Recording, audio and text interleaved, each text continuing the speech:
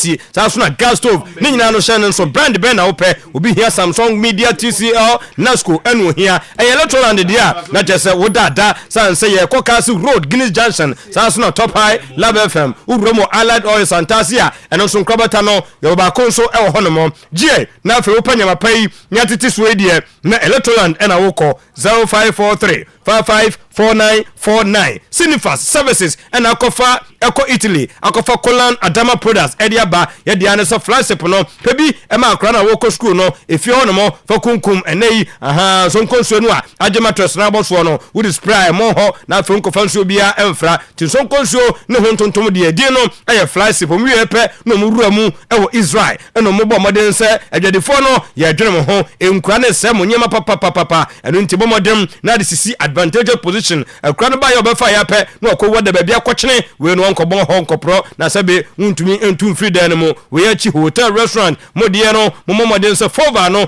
mo hia no de de be fransuo 150 ml no wunya 15 liters no a na wo de fra ensuo na outdoor and indoor we spray ho e de kunkum mo no a nkase no mo na no chi aye Victor Gel eno de wunya bia German cockroaches no ekuo mu one time ye bo modern akohwe Sinifas Services ewo asarbotwe sanso and tulipan located at Shama Timber Market Krobatan ba konso ewo ho 0544 338247 na chese wonyo nyema pay bi midimienu wie na legend atwaso dia Kulun Ghana Limited home of quality Chinese herb Hianchun capsules mesi prostrate no masa wontimi metete yen ebra mema binum huna mane papa ebinya udaye ka hunu ni yaw eno nti wa sha senya indication bi se wodo so ntantem wodi ene kokokokoko nsufita bi di atira okwa wo so pe Hianchun capsules fayi sade no efafiri ho na me wadom na prostrate entity wa ware oba no o girlfriend no but o ya ye dwuma mema ye no hu sampa bema no ye mema mu ne nyina nsem Mr. K no de enfeli da boys no ajatum at the stamp na tim so empanimfo no so ajatum we achi emade momo de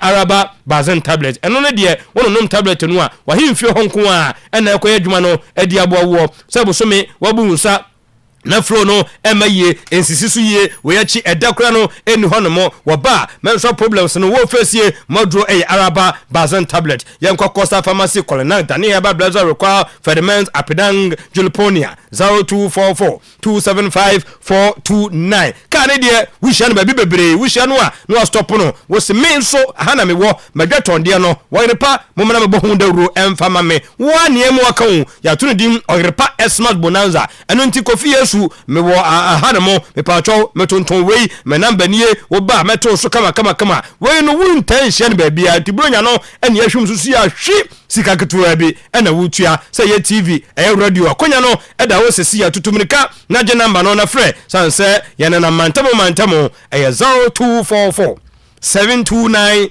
300 0244 729 300 ebrenini se legend etwaso edemo boss medase pi nyame shaw so wa boy ma oba de remain 3000 bi meka ho okay all right no we be sorry say boss be surprise one am so boss me be say me timi bibia bi say me hu obi ade a me hu kwa e de me na baba say no de na esembo aba de aso nkan 10,000 now we are 10 tino no wayire ne ma no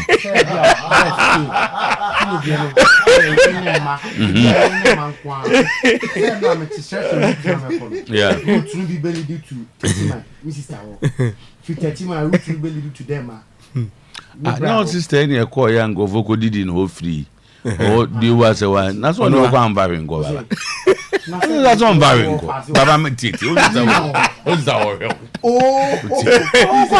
enyi overse fu ka sister o so no na handle e was e kokodu a na ngola tofi ade ma ngola na 10,000 na bibia bi sare na jelo say ala kwa ro de beginani the last time ya cry call techiman ha yeah nyane ninu ya o hwemu kama stu nkrofo bibi what baba de o kofie sister na me so you be obehia na anye ma ba for yes contract de sister na go hu no sister na mani ko hu no ne ba bi ote no me so baba nyini mfiri aha na baba wa so de baba nyini come from no to the break as a bread baba na Dema de minimum. Yemba dema be 200 Ghana or the quad. Dema. There was 500. Oko dema so be brunya bra. On 500 in your view. So what to know dema? Ukrasadi kaka, biscuit kaka, dress kaka. Who do them? I'm on 200. On money beji. Baba yango. And it's kaka siemo. Sankori de hodi. Obe here be 1,000. Honorable Meska. And Baba obe here 3. Baba gra what baby o aka. Baby ane na ruja hona bra baby 10,000 eko. 10,000 ebe ko. 10,000 ebe ko no. Fana wa ebe ko he. Root no only be 31st. On sura.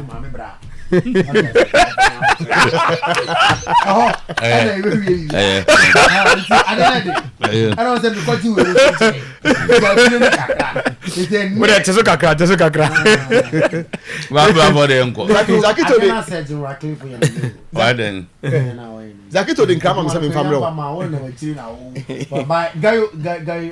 Say unim the role Radcliffe will play. Yeah. Or be fat management. Now the 1.3 billion as a 25% shareholder of the club. But on be in charge of Ineos, no. Yes, administration. And no say when who say Grandpa Tabeboa. Yeah. Achen way. Now Ineos they have a certain track record. They don't believe in failure. And Tisadia we no obemana kono. When the Grandpa is here. Hey, Zakito say Minkancha say the Grandpa story can never be true. Oba nye na etro yo. Nye there be. O say o share Edina yebo no. O say Bafo you have not followed the story. Into Mama Zakito usano. Oh, see what them host say. Memba. Obema. See. Grandpa de no. Papa na akosia no. Ene central for mo England. Ese onina ko meeting telling us what happened at the meeting. What say it can be possible? Yeah. Ababa. So on the underscore story. Underscore story. Me na me here. Underscore ask na doctor. I say we so fi ask na continue.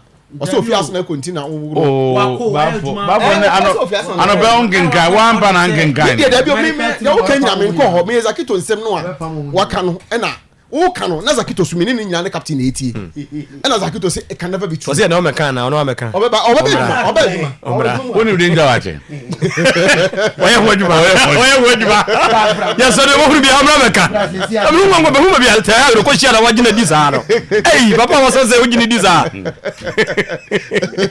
so no kra nyini disa o Manchester ba go to we enyam na meka enya to na money ayi mo no afomo enyam na meka na so underscore say Obe baba so ehun story. Omo use titi model. O si dia e na omo nyinyini dodo. On say doctors no. Say no ta ko doctors in plan no wa. Obe ko bo say young boy bi tene nchen. Na laptop no. Or research and on the computer yes. Tete no course na not na fi wani ase.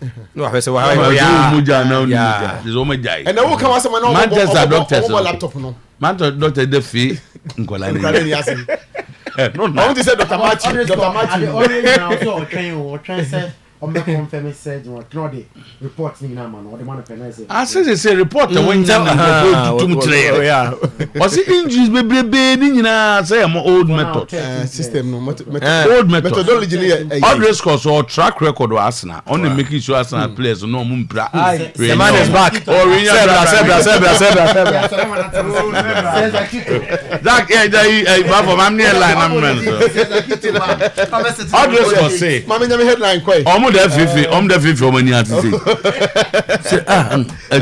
o go to say na o na se me ho ayeshi no afi wani ase on say me kwa say Martin na chem say Ronaldo kan Ronaldo dey so kan sem pa o the bar for any line enko Zach na say fine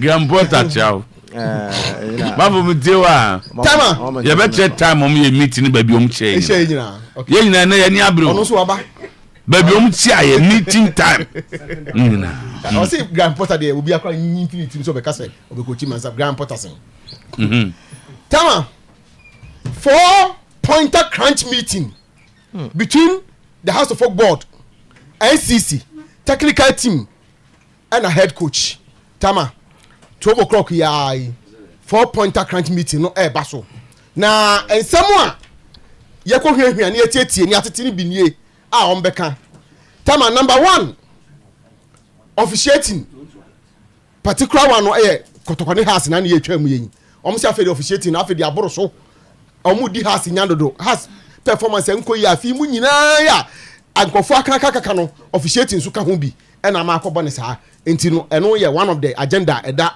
meeting de so Tama number 2 to stay in Kumasi or not to stay in Kumasi isi ayi no omo se omo akasa achichere omo house of folk akọbọ no fe yi ase na omo so omo tena ha no ma ho ya edingwase ne be ye mo enti omo kwadwene ho so omo betena ha ana so omo besan akọbako akọ omo nchi se kepkoso se sugakopo se hin omo bekọ ndie no omo asema Tama number 3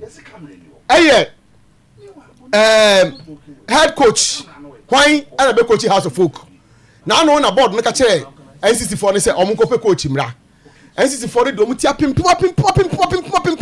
nya bi na NCC4 no ko ye meeting na list e ba ye no me saka eno so hu nsem ho a eno so no e be ko nti eno no de appeal house of folk ho no mo a ene 12 o'clock na meeting na fiase a 4-pointer meeting no ebeba so Tama osi Kotoko Legends came with a full bus, stayed in our hotel, ate our food and worked against the club. Omu we romba dresu no beka chese nyame na atwa moka kapo pesa mo jika no na mo din buru ye din so enye yeda Again, no. I don't know be Ethiopia. Osi My say. Steve Odro na ka say. Ya tiko. Ya ziko. Osi Confederation Cup finals no. Legends no betina hotel ho. The bus kese na ba mo timom no didi ye bibia wie. Ye hye o ma no obedration no be ka chom say nyame na atua mo kana ka be say mo hye na mo din buru ye so. Legends bay. What's the Legends bay? So mo do so mo ko you. O some the bus kese. So there's no story. There's no story. Legends ne bi ne wan. Unfortunately, no, the interview na interview and Musa anya me say me mfanya adwuma. Tama Steve Odro na kasa no. Say Steve ba Legends ben. Say me bo Kotoko Legends o do so. And say pukunti ne do kere disappoint me you omo wan no. O me you omo wan no, so me no so you omo no. You are a legend. They are a legend no because Kotoko Legends they date back from Mfum even before that. But so people progressing on that me so asema kana me say legend for C legend for C Steve Odro C and I'm saying that Steve Odro cannot box the legends. I'm not saying there are no legends. Steve Odro na me kana say why am on the bow. So are we saying say by you been saying Rebels Ekufimo. They are all legends. So you cannot box me. The one who came there and said those things because you are indicting them. Tell us in wine. I'm surprised you don't get me. Because they say legend be otini fee an impression is created say of course, yes. So I'm saying that you cannot box a whole group of people and say some make saying who said it? Who said it? Why na kai? They said the okay some legends no. And there why?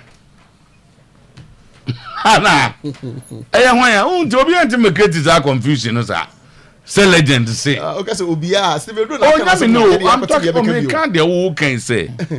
Steve Odro minim no onye ma. He's not a loose talker. So but people from Bia Kasmin came from asem na ba bonten no na mche say. Steve Odro wa amwa legends na amwa obia. Say Mpoka na Steve Odro manye na legends dey. Who why na ye dey? Because let no bo tinfi. Wa mebie. Ti di oka say nyame na atua moka no. Kame na me ye interview na kame busa Steve Odro say why na kai na asema wo kan di oyo neighbor to legend for no any supporters no mo bufu say ana asem say Kotoko anye cap no kura akoka say omo na ame anye cap no. Ana unu se betima basa aba for. Asem we dey asem kese pa. Enti betima basa. But me there for the time being me fan say nipa ba aku bi de bi okọ kire na adwene to mo di mi enhwe no. Me there me kan no. Solo, who's on me adwene, but oh, so oh, the one me adwene, ba on be so be dia. I don't know the bar. Interesting. Also, interview man can see do waka. But who there have you also why me to position? Say, oh, me to position. Say, Kotoko legend no. Omu date back way back. Me to position from 1961 for 1954 for. But time Satam ye ni mo no mo around that. Omu call dressing room. Nti e hwan mo. Ose omu the bus. And ye ni mo na ni nkofo ho. Omu ko ebinim so ampa so ebinim so call dressing room. Ah omu ko sra omu. Ye bo match ni we no. Omu ko tena hotel ho no omu didi nyina. E na omu no mba stadium. Se na omu yes adi nyina no omu ko bi aye na o se e ko wewe. Sisi I'm say sisi dey na ese hwehwe. Tibi the main legends na mabusa omu. So omu so munyi omu ho ano because as we do the aba no. Tama ye ka cry no. Was the Confederation Cup. Confederation Cup a she kotoko for pa the house dey be kotoko ha no no. Because na house akoko kotoko akoko en crying. Akoko bo 1-1. Ah no me so be kuma say be wie match no. Say na legends ni e we kitia wo mo. Oh. Man for na man krom ho. Tama sa match ni dey we kotoko supporter bi no a upabisa. Kotoko supporter bi no a anche no.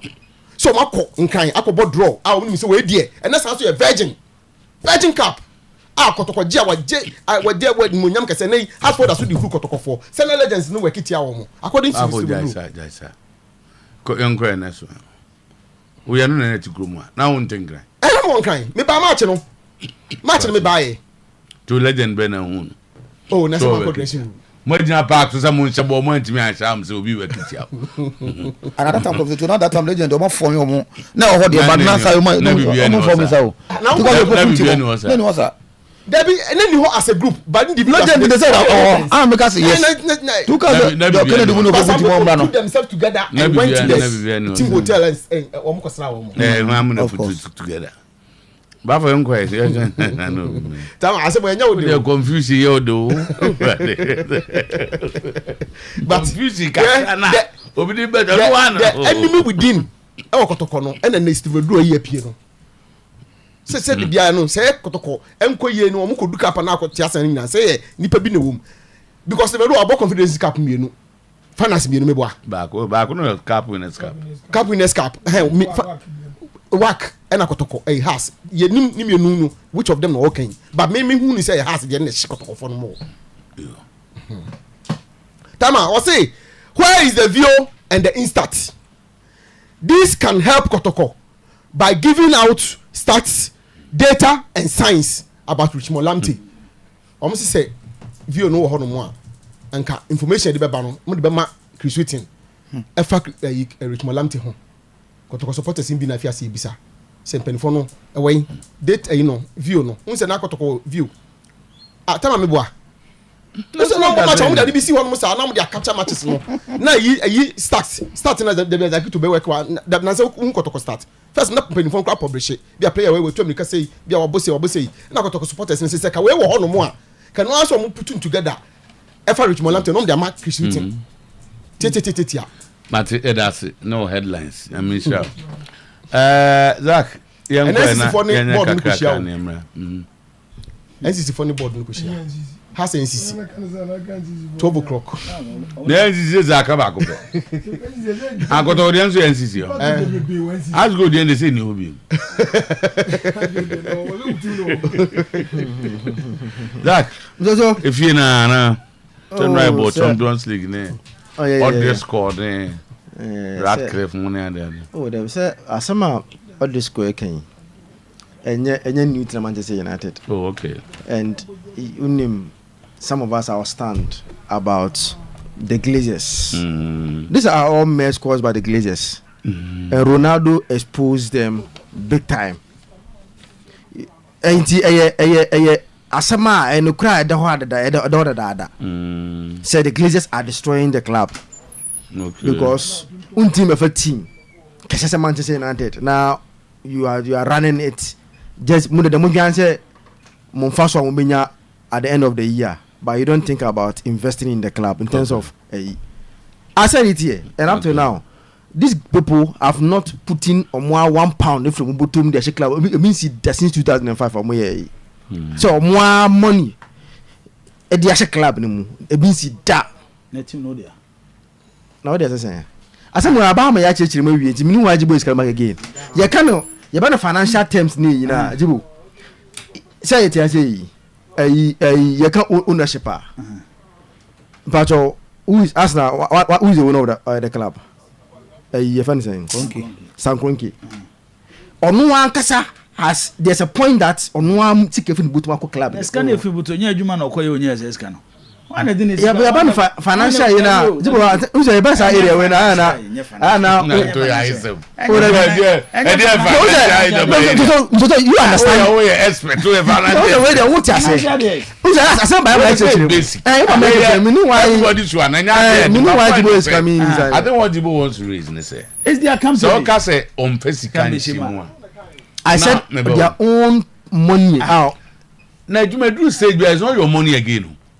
So him say re-engineering it gets to a certain stage adwuma no Manchester na they make a lot of profits. Yes, and you want to go for the sika meden let you after so they take the profit no more control baby setting no motoy and every activity United I be in terms of ABN is kinda at the end of the year United team no agility then they put it back in the club again. You understand? But say edu the ending na an owner say it say papa Oyerepa yi edu the ending next station no Mr. Otuo general manager cannot generate sika betimi cover the expense of the manter. The owner is his responsibility to bring in echire and to cover but they can't get into me. This summer, I know if they see away, they can go for loans by. I don't need to buy place again because of financial fair play. And then buy. I accumulated of spend 400 million. Of course, you walk up beyond the threshold, and no call for loans. Arsenal call loan, will go keep it because almost expenditure and see. Raya. So, but Manchester United, and your club, I say, they don't have money and that they have not invested. I'm sorry, what investment again, Zach? What to play and go and feel back 400 million? Investment are okay, you know. Who's your other one side? Direction, no. Other score now, complaining. Why was Ronaldo complaining about the United facility or buy? So, you are talking about management, too. No, you are talking about management. Investment, no. Investment, no. Today, rather say or buy in the kitchen now, no, did you in 2000 or buy no. Set up no. Sanity. Jim now or Jim 2008 2009 over United no.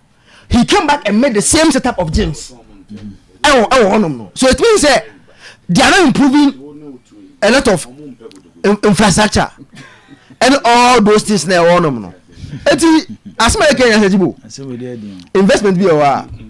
I say we dey there. You know investment be our. We mean say. Wrong investment. We mean say. We are say we adwuma san no nyeska. Obi enu ha wato de nsa hye ne dem refer more to aneska ba. You need to work, okay? Manchester United as a football club. E kan nyuma Glazer family no mo won. Into musika. E bi ni Manchester United. Enti wo so wan san go first game free na ma nya ni sika no. Manchester nya ni sika.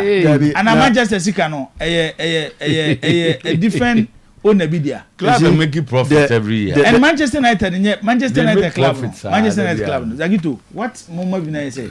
Manchester United is not a club of mon spending. Manchester man they spend more than. Even this season. Wrong investment I was spending. I know you different issue. Again, what about you know? One thing you was forgetting is the Glazers Ekwaji Bosnia.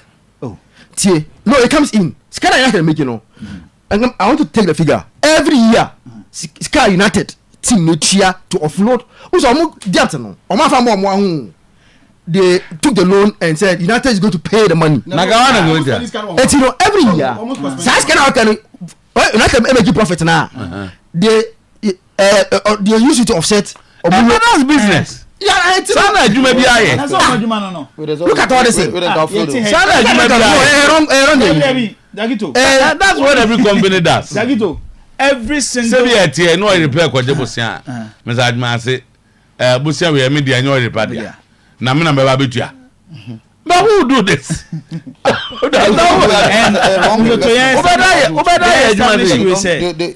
Wrong investment. Every single football club asase so the loan financing the team.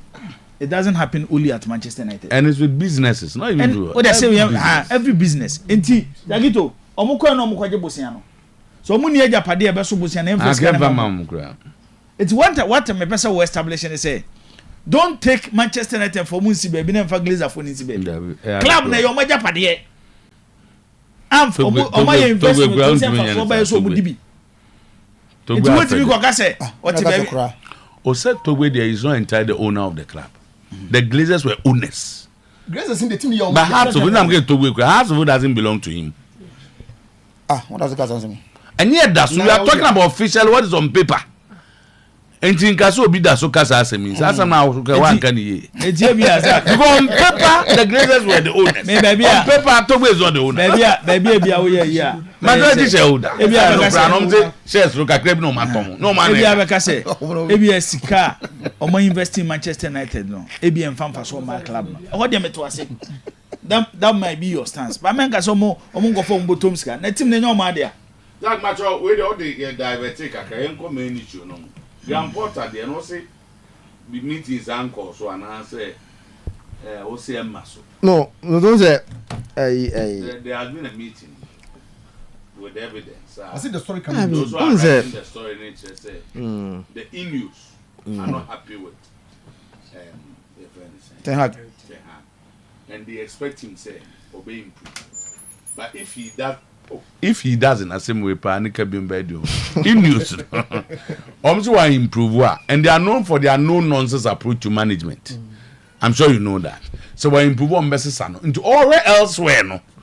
And that meeting no Wakwako meeting Grand Porter, yeah.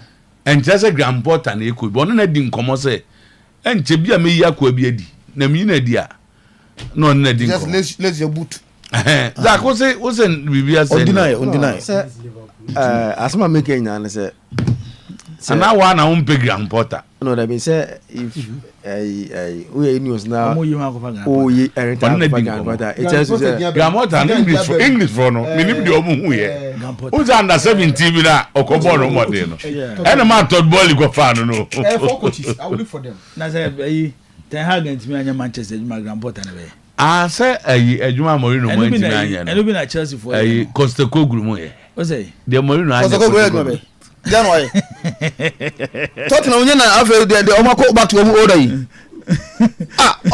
o say ya men ko fa so no ye to ye din yan kasa e say ni asem Koglu no anya ejuma e then why ebe very bad o so mo be 4 or 5 match net to go lose ni na ebi omo plans bi so be sake Ten Hag na o sake Ten Hag na o mo go fa Grand Porter.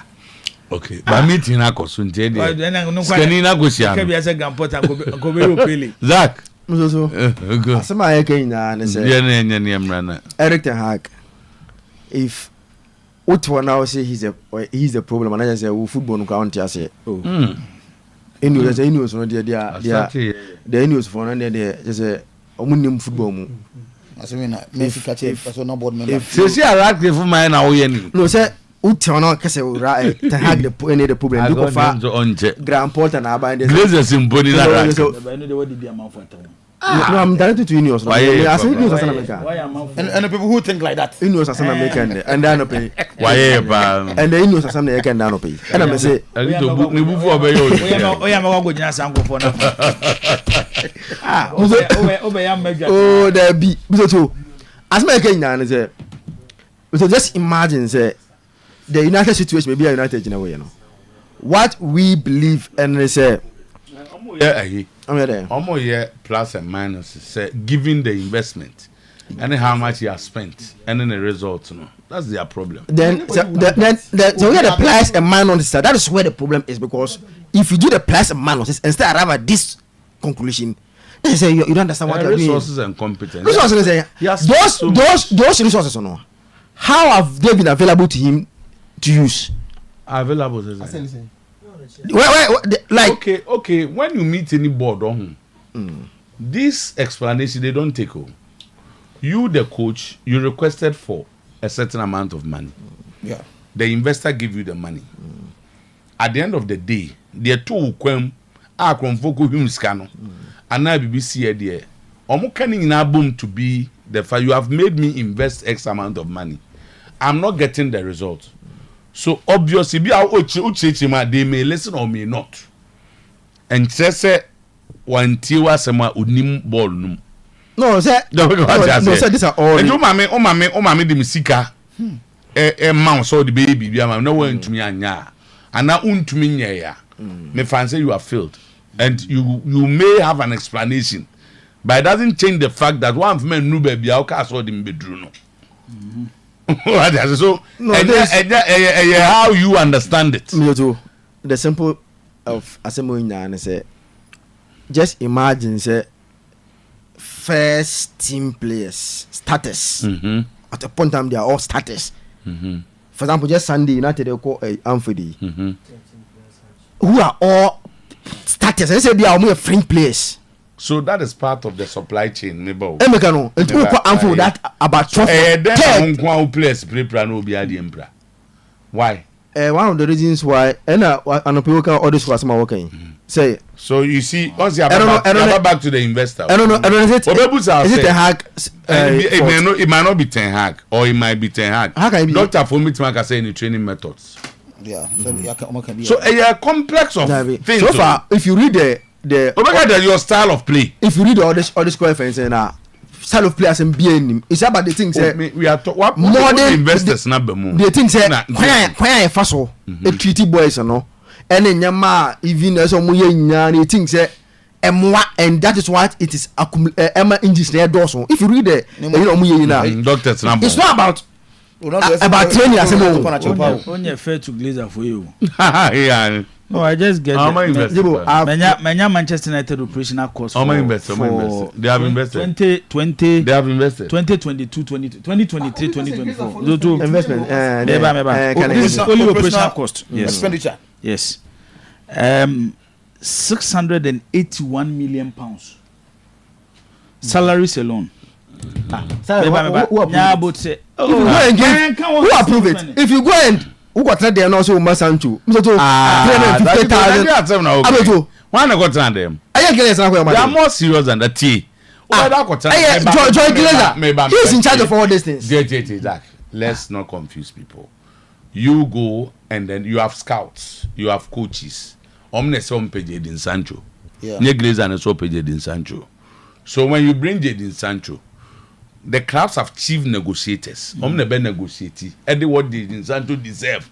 Edi amano. Omne they only bring the money. That be Glazer, Joy Glazer. I'm giving you detail. Joy is part of the negotiations. Joy Glazer is part of United negotiations. We are very surprised at Zakito. Okay, the day Manchester United assign Jadon Sancho. Yes. Ekwan Zakito for so describe Jadon Sancho. Na then man is here. You are making it look like who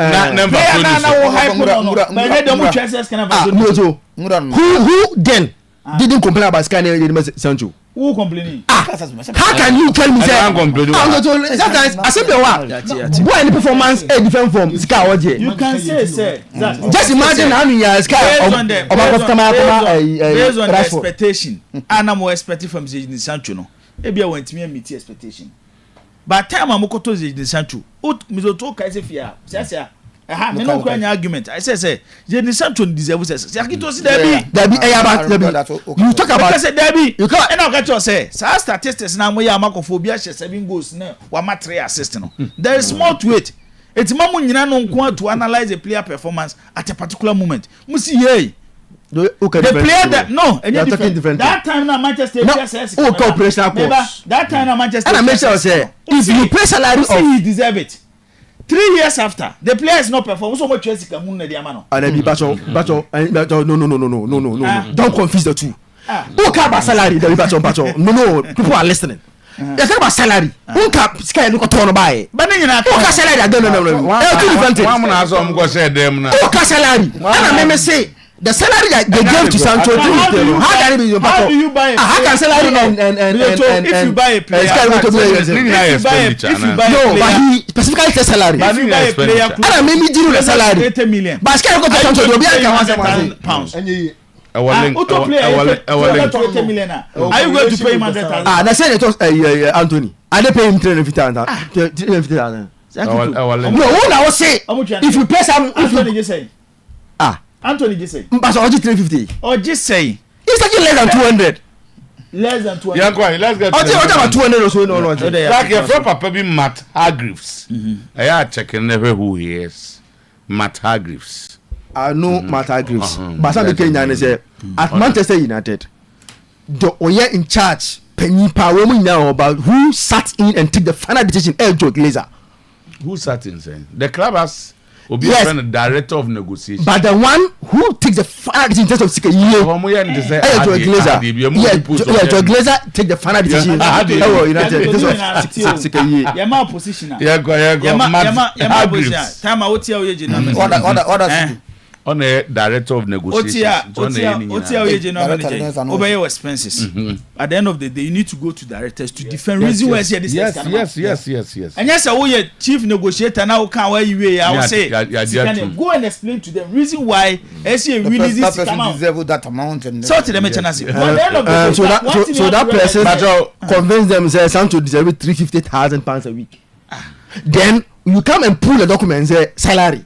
No, figure. No, the same person agreed to pay Sancho. But what makes you think £350,000 a week? He doesn't deserve it. Maybe so too. So you believe that Sancho deserves £350,000 a week? No, mom got on. No, value. Zaki now need to say Avian development, no. No, uncle. Oh, that development. The time all bad. No, I said Okasa about Jude Bellingham.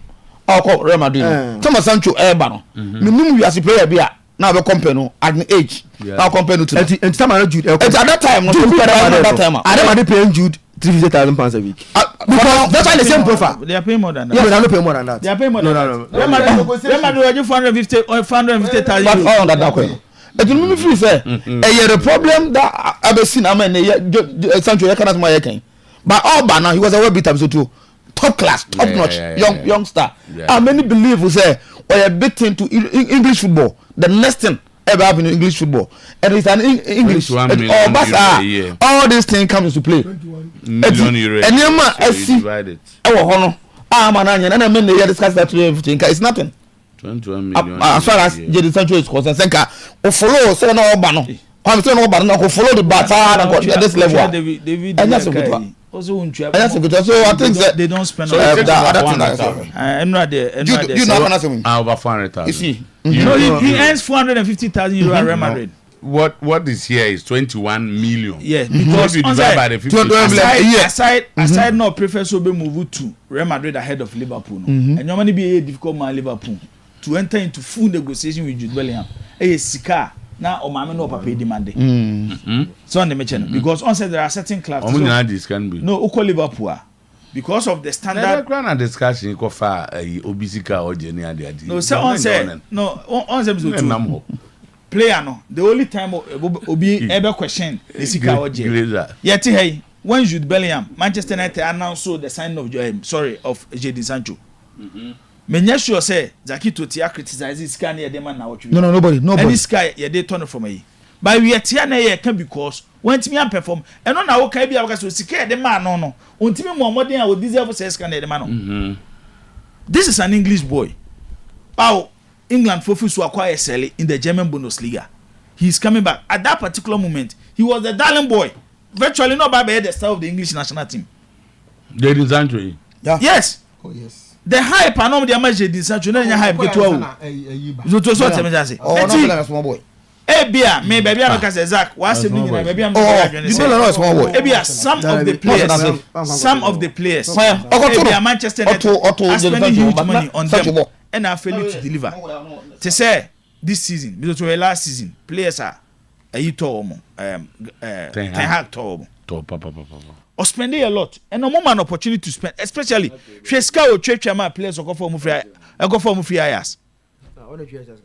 Oh, because omo man a chance kofa Lisandro Martinez me Lisandro Martinez Obinka Zakito mami kwasa mami kanti. How can you question them? Last season no go for buy no. He used them and play second. This is second way. Sorry, play third. Second year. Man, I was saying my review be. It's you find me. Only my stars on second year time at Manchester United e kwa goto no. How na me feel say Anthony e deserve say ska no. But today say what na say na we analysis ah. Now the coach bi say aba catch kire say the same position na be Anthony Bono. The same position na be Anthony Bono. No. E ho na be asiase abo. Okay, me here Siasia that position. Okay. Why should I go and spend again on Siasia? Why is the ordinary buyer at that same position? On to me my results. Champions League goes. No businessman will do that. It me feel a Manchester situation. No, the maybe problem me when they say. People shouldn't forget. Liverpool went 30 years. But they were not spending like this. No, they were spending without the Premier League. The tradition of the club, eh? Manchester United as a club, man, baby, I'm some problem. The transition from Ferguson. Sometimes at the year 2013. Sometimes. Oh, so many. What him say? The standard that Ferguson set in. Whatever the transition from Ferguson. Ferguson, who replaced Ferguson? Moyes. David Moyes. Yeah. Based on the recommended by Ferguson. Sometimes me say na me ya je say Ferguson na on person obi be say they know a Manchester United. Because how do you leave? Yes, how do you leave Manchester United? Near basic advice say may you be to replace you as David Moyes. But on an actual league number. Forget about what league. Or they a low budget club like Everton.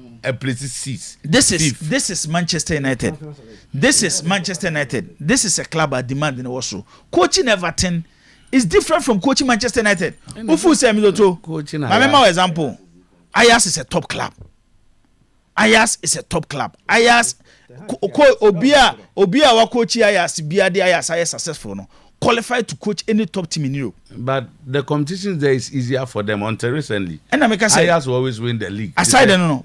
How their supporters believe in how the club should achieve. So let me say the pressure at Ajax no is similar to the one Manchester United.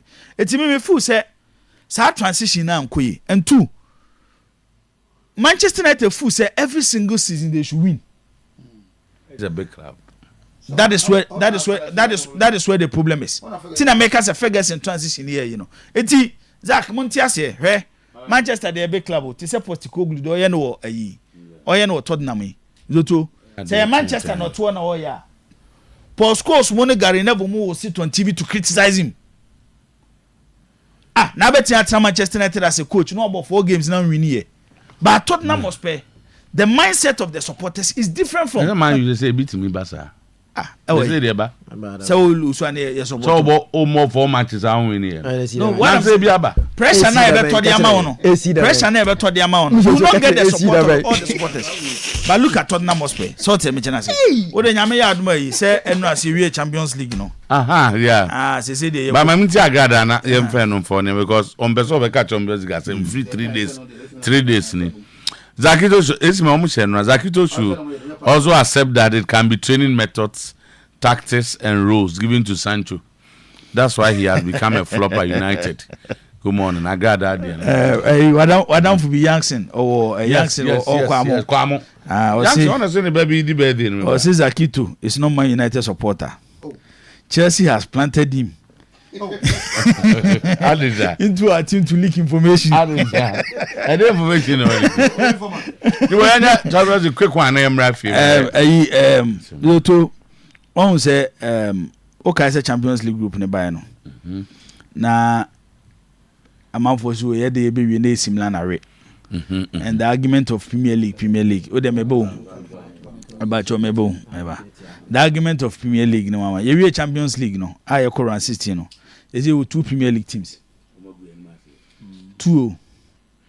Spain will say 3. Spain was 3. That's a bit I'm about 5 into more 4 yes. Germany was 3. Eboa and Italy was 3. You to unse no nye me da adwene na na ehye EPL supporters tirimu no said they are the best in one. The last 2 seasons or 3 seasons, I'll agree with you in this argument. We might have once Manchester City at this stage, and what they have done in the last 2-3 seasons, exceptional team. Me, I believe Man City in any other league will win it. Man City, Omoko Bundesliga, win, Syria, they will win it. Omoko Spanish La Liga, they will win it. Reason why in the last 6 years, Oma dominate, Oma win the Premier League 5 times. But Man City called Champions League. It doesn't say that all the teams in the Premier League are good sides. City how many times have they won the Champions League? Oh, they can't. Only one Champions League. But they've been in the semi-final throughout. Yeah. Now, who is it if you want to? They don't want this argument mean by into it. How many times have Liverpool been Champions League consistent for the past 5 years? Semi-finals in final. Even Tottenham American team, not forget to only Liverpool final. You understand? Chelsea. It's you know, and yet one team. Yeah, me person me catch you nyina ne say. Yeah, me person me catch you nyina ne say. Say we obi a, we obi. How say? You don't want we no. By last season, all European competitions, your Italian teams playing the final. Yes. So what are you trying to say? They me person me catch you nyina ne say. You cannot throw the history of the competition away. Champions League now is Anzac. It's mid-through year be. Near ball final across Spanish teams in the ball final. Yeah. No, what I'm trying to say is say, a idea Tessie. So it doesn't make other leagues so on your West League. But Yamaya Manabe say, even players that don't play in the Premier League are not good players. Actually, Premier League away, the best players in the Premier League, almost for other leagues nearby. When Haaland was scoring goals in the German Bundesliga, it's a Farmers League. And Haaland by England. Or by England, league we quite a why league given from Haaland in the show goes left, right, center one as well for Bundesliga and buy. It's what I'm trying to say. They say when you understand the history of the Champions League, you don't make those arguments. Your period be Liverpool won the Champions League 3 times. A 2 point be a takeaway. Real Madrid won it 5 times. A 2 point say Oyerepa the Spanish La Liga will come in and dominate Kaka. Premier League beba na Syria but German there. Because any clubs do and they dominate when it comes to the ABA back could be Bayern Munich top club. You be back we be a Dortmund be run back we no appear. It's here who consistently to say the who from another league no. Okay. It's the person be say na munya abotre. Because we are feed here no. We are feed Champions League. Oma mama na basa na. We are feed here no. We are feed here no. 4 Premier League clubs and enter Champions League no. Emu 2 actually say ye Champions League by group stage emu 2 actually say omu position on the league log omu di first edi second no omu deserve but Manchester 3rd and 4th in the Premier League ye wi mu group am marere Manchester nya 4 points purely must you go or stay purely winning right no me say me chimi penalty must you go or stay na ya Milan mo wi mu group na anu ya nche ye and now 14 December na anu ya Liverpool na here ben ba for here na mo show bi a group no that's true Milan mo wi ye yes asem na kan you anti man wi by last year Milan wi last year Milan boss this your man can qualify anti no say Syria na nya yi as I'm saying for am say lack of the draw no munya go through I said it here say as lack of the draw rules no fire na ball no and okay omo shut na and the second no head to Manchester yeah upon the left right center and then no player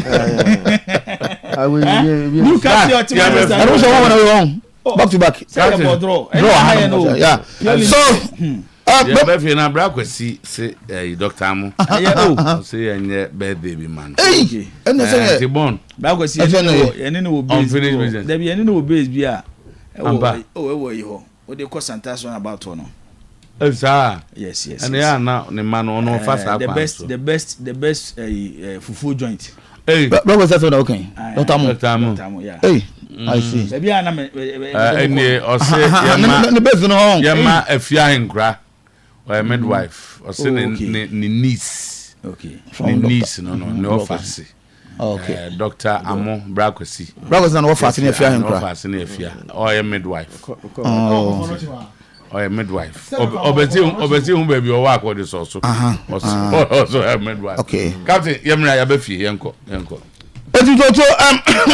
am Wamian discuss it. Grandport and the other score. Yeah, it was a make on that. Doctor no flat now. Why don't you check? Yeah, and we are no Macofano. So Muska. Manchester Wacofano. Oh, Drew Hono. And was not them the Tierney. Program for Doctor Fui. Omuntidia players prepare to a report.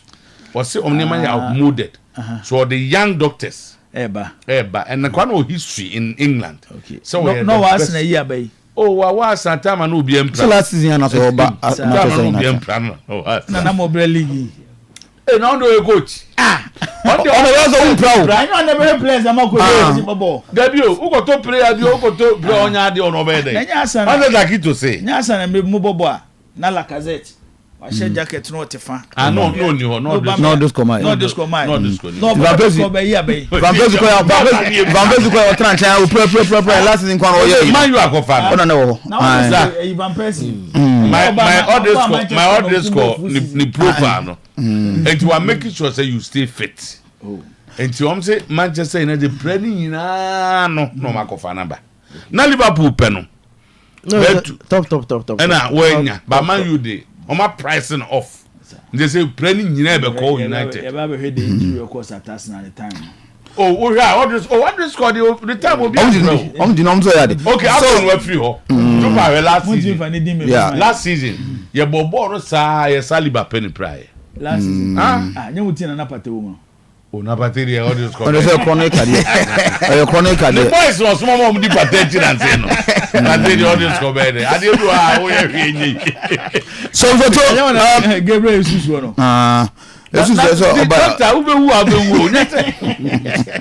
So yes, na me call anti Ahewood village Dr. Kofi Yesu Maminchano Obojuma Dr. Kofi Yesu Ahewood village Onyongo channel so too. Na still appear na kan sembi. Na me hwen se na esese ensema ye hwe na ya analyze situation. So too he feels the House of Folk we know it's not what we see today. Former Black Stars captain Stephen Apia. It's not me kind of say you see House of Folk, of course, I go through a whole lot of changes. And still it was an echo. So some aspect of House of Folk has been positive. Some aspect of House of Folk changes now has been positive, big time. Big time. Some aspects are still in the process of getting to where it deserves to be. For example, on the field of play, the playing body. So I think that's where the problem is. It's about me. I'll say, I'll say, good morning, please. We are demanding an unqualified apology from Siasia for the indirect insult raised on us on today's post yesterday. When Chairman K5 said he spoke to us, and our concern is that we are above 3 points and we want structures. He said undertone, which came out that Mumpet 3 points, now Mumpet 5 points. To wait, you don't want 3 points, but rather 5. I thought I was the only person who heard it. Otherwise, but people raised this dissatisfaction about what he said last night on our Twitter space. He said it on the main sports show that we want it to be addressed on the same platform. Thank you, Captain. Bibisa, okay, Bibisa. But I said, you know, Casse. Maybe I say, Omo Abruf. BBC, of course, Twitter space and so on. The one of the concerns the reason is the things that go every 3 points. So I'm say no, yeah, 5 points and okay. Me can stand to yes. Say you 5 points and that's what I said. But I was not I make as a mechanic. So smart sort here, but I said that. So if it's something that I am venturing, it was something that I jokingly na me you know. Beautiful. Now so on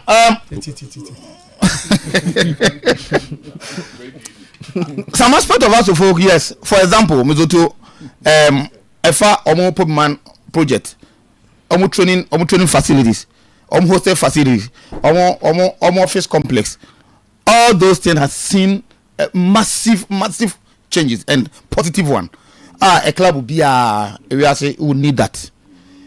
The biggest problem has to do with the results, players on the field, results. And the honor, if you say, I get 120 young who has a dear or more, you know. You see the point? And directly he is demanding something from the playing body, the actors, the main actors on the field, players. No more. Sometimes you sit down and look at House of Folk. Now, make us say, "Ubi Bobrano di Jawa." Said over Panasa on a nebi. Abobrane di Jawba. You see a fear. So when Timmy and Yashia, the Oben say maintain the owner and the Jan Hono. At the man, but so by not now, credit. Now with the private, at same manner, that benefit of Benya, yeah. Not one you fair to the family and to Nana. For example, we had, you know. Sure. Na jam dan wo nyam adwuma. Adwuma. Why not you go that? But so not you go you to me. I do let me ton bi didi. So I think say whilst I perfectly agree with House of Folk supporters.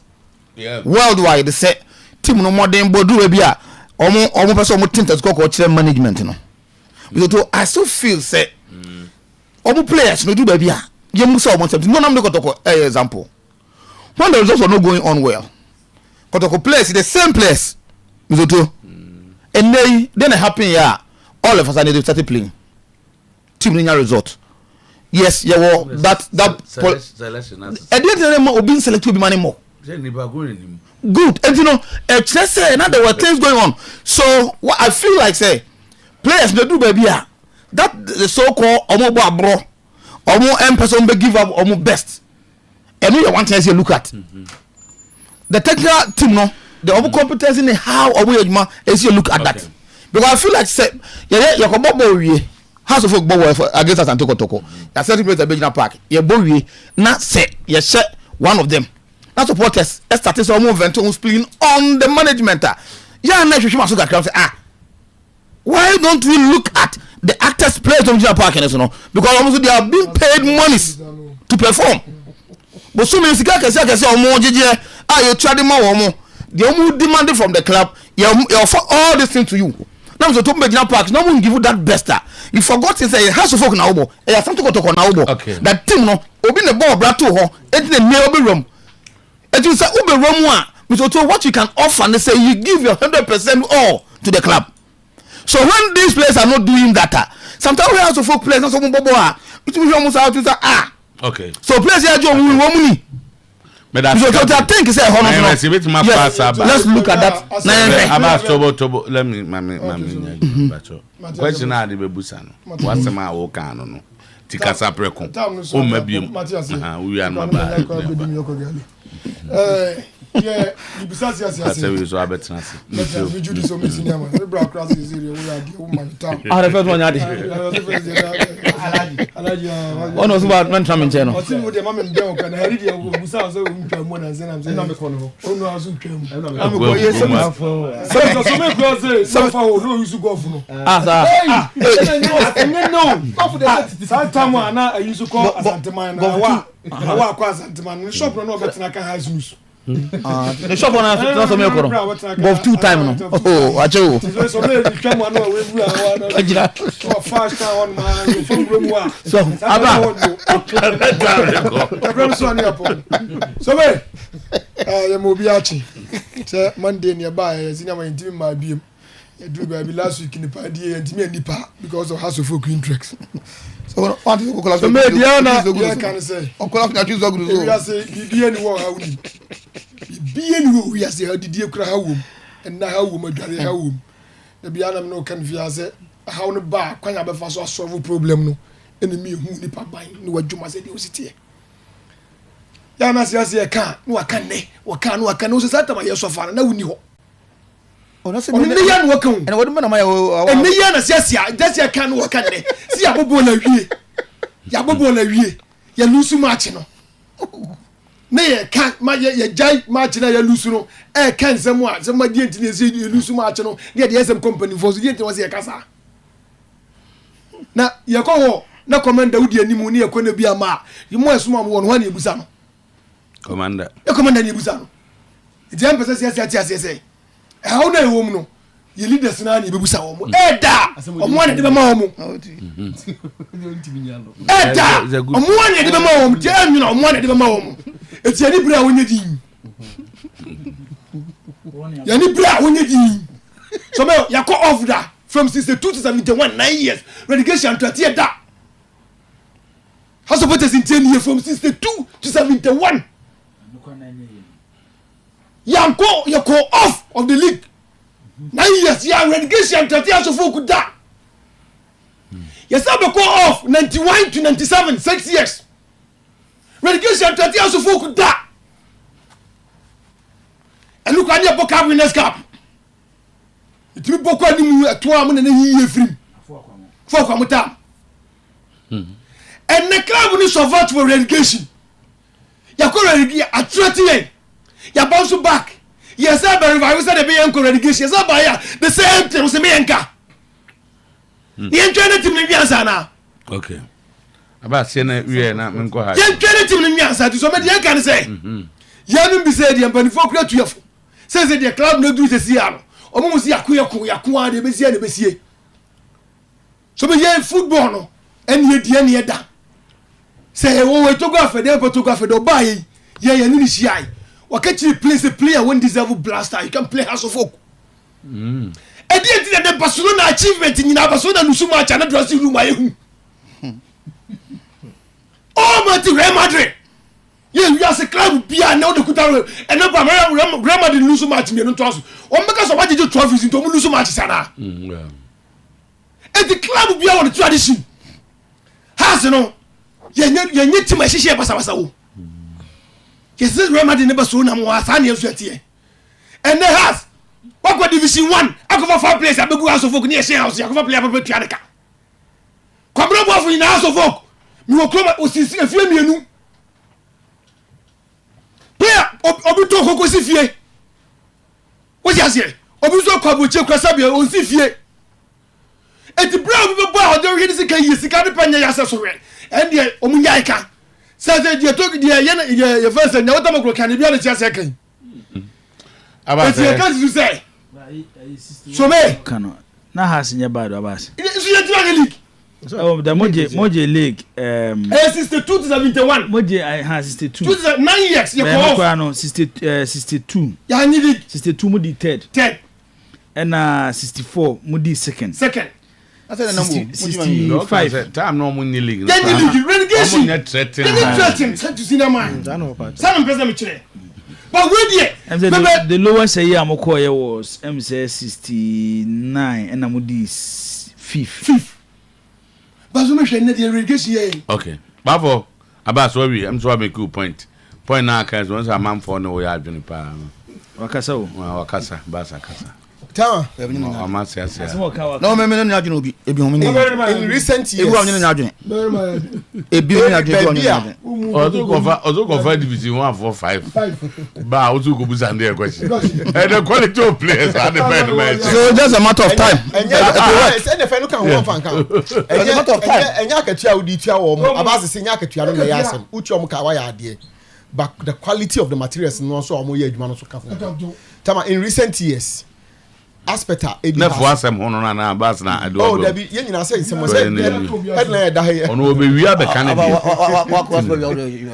obewia be kan de na in recent years area edi house of okunya technical department particularly a head coach so wahwa and atogbe an area suffer a lot of inconsistency pa me sure so your coach what has more than 3 years and atogbe me try me timi nya we best 2 seasons why you are there pa na me say why they have 2 seasons nice why are there pa tama debi ameka say baby as house Scottish ni even go 2 seasons nuta debi there odi place the coach chan na abi nuta nuta debi 1.5 the second na pa mo no tell what them say why are there power na why 2 years baby edi house nya I say omo hwe ni enu nti na mimi say eya na nko 14 from say wo do say na kan bi so a na me de bia me ka say ade no e ko beyond omo because at the point no mo ni ho no sa no man na e da so ko for instance say sika kono ne fencing Duncan na sa nko fu no mo ni ho but ye nyina nim tama se na ye omo di fifi ho ko ye e ma Duncan crowd de supporters no ko to TV di ko che Duncan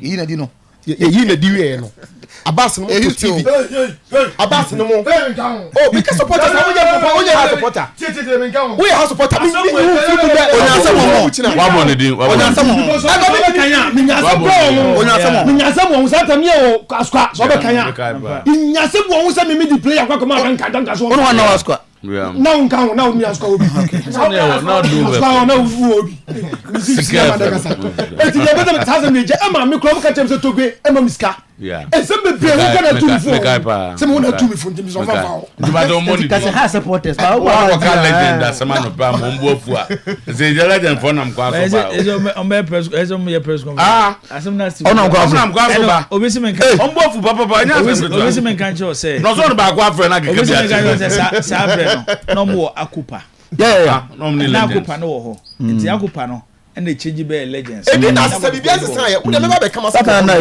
do da no mo tiam no akan nyina say omo players bi din a kire me omo mko ho no mani odu so aboa ye asem tama asem mu dey wo media me pen dey dibo kan say who did it ni ba kwa ngo kasa on behalf of omo no omo ni ho sa amre na bi titi on ba bi dwene omo e jo ko na ko kasa asem na in the name of legends ebinum fi so omo pe kotoko yi nti kotoko lusu ma to us e mo ngo kasa nyame na atu amuka tama enche na safi nyamfi be allegation say your kotoko legends ni bi ho no mo a omo empetim ni ye na oka asema mi no ka nti bi no enti bi na ka me da say call about so na so de gina wa gina but send the point you making it so no yo me na one day ono no wi a I say mi safua e na say people no this is my tama na saying house NCC ne board ni shaye I clear say both NCC and the board na mu no omo decide say so mo kwa abonten abrochi akofa coach die sisi adi am say ebinya e ma omo tirim biem board no to my NCC for no say ene omo recommend coaching famra na omo consider tama over 1 month ni NCC ni timi anye recommendations. It's one of my favorite ne board. Unfortunately, board for so. Unfortunately, ICC for this year, they didn't mention board. Surprisingly, I'm telling you. Surprisingly, time me who the main come as organize and so much. Now organize and so much. Deputy national. Me Abbas me no Abbas. Some people met and now omo NCC for omo toilet omo dia two people so akasa Elvis best sign the Elvis akacho omo say din na omo dia man no e dey farin poso be push diako bisa ni sabe boa bisa Elvis edin tama omo mention Coach Bash no mo so ya akogre ure fi say Elvis be can say 65 or 70 80 Elvis won 80 Elvis won 80 one can age one answer see ni age na wonya na age but one can Elvis won 80 o dey e bass na ena omo bo siki akono these were names we na also offer me say Elvis catch na omo say on the any friends from what I know ni say NCC for no mpanyefo ni bi any board wedding komo eso boko pacho omo ka ensem bi kire board so onye which board you say he will never do it go back can be cho holiday mint to aso tama enti and minim say enkoma akoso within the quarters of they say in the house na make some board members because hardly so because we are come board ni na ko mu nyina glazers because some board members are saying glazers but that is the truth only glazers because what I know they say when even when Cobman was sacked a decision by few of the board members. Glazers. Omo running no. They are called the Glazers. Oh. Glazers. The appointment of the assistant coach is the same process. Glazers. So the appointment of the next coach is the same process. It's ina yanope kwamba na me catch some say. It's omo tro house board na yina. Omo nye specific say board members omo fa go fra board for nyina. Omo be catch omo Tama omo committee no e omo nyina. Na say Frank Nelson. Unim tokwa. Just for 2 to 3 weeks ni. For 2 to 3 weeks ni. Question be across board platforms o muntimi nya no na hoda hodi ni. Na ba be question be a. Hoda hodi. Na wo ko dey. What you think ko? Question be a. Omo take decision na board members no. So tell me eti same say na me ka kire no. E say free na ko no. Say mo tro say the Glazers say ya say the Glazers has board na to back at the Glazers. Oh. Tama. We wa na ya asam na Steve Odu akofa aba no. Yenti control ma asam na. Because Tama, this is Kotoko at the final of a major cup competition. If I am no correct, based upon Nancy, Safu and allegation or mom suspending in the year, I have some of your German to any year. Safu and allegation, I'm a legend suspended. No, or my nephew legends platform. So now we can say Safu is not on the platform. Maybe I'm monka. Eti asemwa asamna hodia any year. And yen you say, Yao Zico. And I just have friend. Zico. He's not the type who will talk like this. And time one can confirm me here. So when you lose talker. Who dey now okay me tiase so amodi yen ko bisa no mo bodi ende me tiase. But asem ne dey esese dey akiri. That's it. Zach, back crab na Nigeria. Onim say ama chire den sem enkoda wo. I was say yeah kwan a ye fa so handle our big class ekromasi. They be about can asem bi. So too. Sa accession, we say kromasi say Chelsea e bonu mo nkakre bi a, Dreams bonu nkakre bi a, Aka Lions mo yi omo nkakre bi a. Sa teams no. Yes because omoko division 1 division 2 young boys. Sa teams na bomu do abochira total class na ye bomu din no. Yes, occasionally they get exceptional young talent bi. No wabenam Kobe Menu. No wabenam Bukayo Saka. Small boy